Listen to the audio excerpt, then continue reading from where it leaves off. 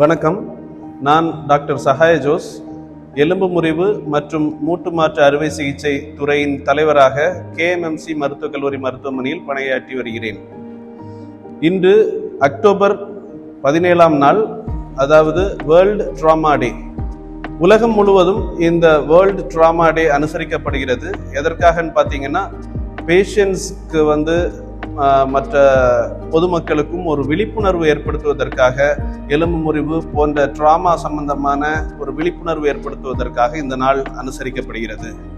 இன்றைய நாள் நம்ம என்ன பார்க்க போறோம்னு பார்த்தீங்கன்னா, நெக் ஆஃப் ஃபீமர் ஃப்ராக்சர்.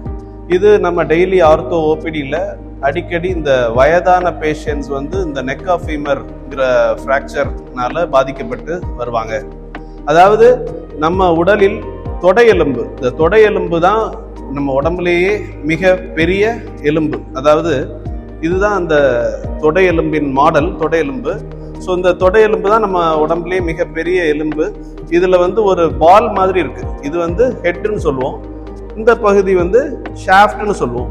இந்த ரெண்டுக்கும் நடுவில் கழுத்து பகுதி, இதுதான் நெக் ஆஃப் ஃபீமர் அப்படின்னு நம்ம சொல்றது. இந்த பகுதி வயதானவங்களுக்கு சில காரணங்களுக்காக உடைந்து ஃப்ராக்சர் ஆகி வருவாங்க. எஸ்பெஷலி 70 வயதிற்கு மேற்பட்ட நோயாளிகளுக்கு இந்த பகுதியில் ஆஸ்டியோபோரோசிஸ்னு சொல்லுவோம். எலும்பின் தன்மை அடர்த்தி கம்மியாக இருக்கும் காரணத்தினால, இந்த இடம் கொஞ்சம் வீக்காக இருக்கிறதுனால ஜஸ்ட் தடுக்கி கீழே விழுவாங்க.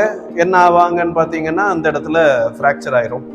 கால் திரும்பிச்சுது டாக்டர் அப்படின்னு சொல்லுவாங்க, பட் அந்த இடத்துல பார்த்தீங்கன்னா ஒரு ஃப்ராக்சர் ஆகிடும். ஸோ இதை மாதிரிப்பட்ட பேஷண்ட்ஸை வீல் சேரில் நம்மள்கிட்ட கூட்டிகிட்டு வருவாங்க. கூட்டிகிட்டு வரும்போது பார்த்தீங்கன்னா, நாம் சில டெஸ்ட்டுகள் செய்து எக்ஸாமின் பண்ணி பார்க்குறோம். பாசிட்டிவான கிளினிக்கல் டெஸ்ட்டை பேஸ் பண்ணி சில எக்ஸ்ரேகள் எடுத்து பார்க்குறோம். எக்ஸ்ரே எடுத்து பார்க்கும்போது we are confirming the fracture, எலும்பு உடைந்திருக்கு அப்படிங்கிறத நாம் அவங்களுக்கு விளக்கமாக எடுத்து சொல்லி, இந்த எலும்பு முறிவை பொறுத்தவரையில், இந்த பர்டிகுலர் ஃப்ராக்சர் பொறுத்தவரையில் ஒரு 4 ஸ்டேஜ் இருக்குது. அதாவது ஸ்டேஜ் 1 அப்படின்னு பார்த்தீங்கன்னா இம்பேக்டட் டைப் ஆஃப் ஃப்ராக்சர் அப்படின்னு சொல்லுவோம். அதாவது ஒன்னோடு ஒன்று உள் போய் இருக்கிறது, இம்பேக்ட் ஆகி இருக்கிறது, அது ஸ்டேஜ் 1. ஸ்டேஜ் 2 என்னன்னு பார்த்தீங்கன்னா, இந்த பகுதியில் எலும்பு முறிவு ஏற்பட்டிருக்கும், ஆனால் முழுமையாக விலகி இருக்காது, உடைந்து அதுவே அந்த இடத்துலையே அப்படியே இருக்கும். அது ஸ்டேஜ் 2 அப்படின்னு சொல்லுவோம்.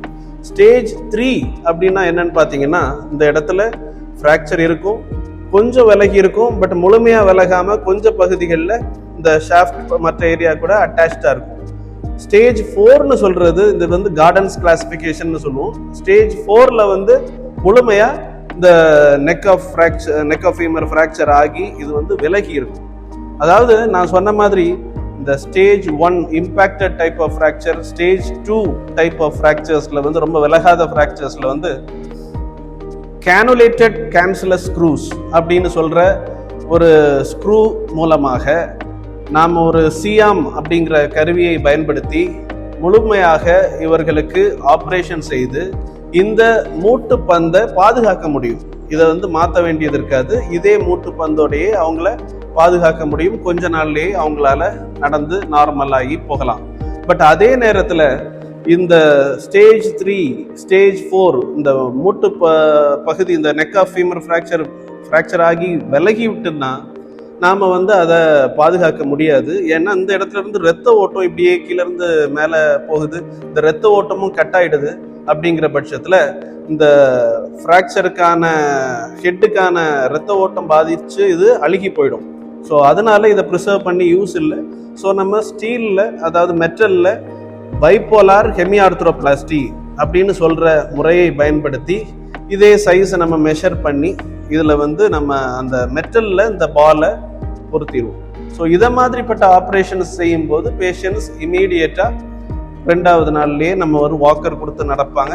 அதுக்கு பிறகு வாக்கர் இல்லாமல் கூட அவங்களால நடக்க முடியும். பட் சில நேரங்களில் பேஷண்ட்ஸ்க்கு ஒரு சரியான கைடன்ஸ் இல்லாத காரணத்தினால இந்த மாதிரிப்பட்ட பேஷண்ட்ஸ் பெட்டில் இருந்து 1 மாதம் கழிச்சு எல்லாம் வரும்போது அவங்களுக்கு பல காம்ப்ளிகேஷன்ஸ் ஏற்படுவதற்கான வாய்ப்பு அதிகம். அதாவது அவங்களுக்கு பெட் சோர்ஸ் ஏற்படும், முதுகு பகுதியில் புண்ணு ஏற்பட்டுரும், யூரின் மோஷன் போகிறதுல பாதிப்பு இருக்கும், போக முடியாது. அதே மாதிரி அவங்களுடைய அன்றாட பணிகள் எதையுமே செய்ய முடியாது. ரொம்ப நாள் பெட்ரிடனாக இருக்கும்போது அவங்களுக்கு நுரையீரல்ல நீர் சேர்வதற்கான அதிக வாய்ப்பு இருக்கு. ஸோ இந்த மாதிரிப்பட்ட பேஷண்ட்ஸ் கேஎம்எம்சி மருத்துவக் கல்லூரி மருத்துவமனைக்கு வந்தாங்கன்னா அவங்களுக்கு உடனே டாக்டர்ஸ் அவங்கள அட்டென்ட் பண்ணி இங்கே எல்லா சகல இன்ஸ்ட்ருமெண்ட்ஸும் இருக்குது. அதாவது இங்கே வந்து laminar flow operation theatre, C arm machines இருக்குது, எக்ஸ்ரே, சிடி, எம்ஆர்ஐ மற்றும் அனைத்து டிபார்ட்மெண்ட் டாக்டர்ஸ், கார்டியாலஜி, நெஃப்ராலஜி, அவங்களுக்கு வேறு ஏதாவது காம்ப்ளிகேஷன்ஸ் இருந்தால் கூட ஒரு டீம் ஆஃப் டாக்டர்ஸ் நம்ம அட்டன் பண்ணி அவங்களுக்கு உலகத்தரம் வாய்ந்த ட்ரீட்மெண்ட் இங்கே நம்மளால் கொடுக்க முடியும். அது மட்டும் இல்லாமல் அவங்களுக்கு வந்து இங்கே முதலமைச்சர் விரிவான காப்பீடு திட்டம் போன்ற இன்சூரன்ஸ் எல்லாமே, ஸ்டார் ஹெல்த் போன்ற இன்சூரன்ஸ் எல்லாமே இருப்பதனால அவங்க வந்து இன்சூரன்ஸ் இருந்தால் கூட கேஎம்எம்சி மருத்துவக் கல்லூரி மருத்துவமனையில் வந்து ஆப்ரேஷன் செய்து ட்ரீட்மெண்ட் பெற்று பயன்பெறலாம். நன்றி, வணக்கம்.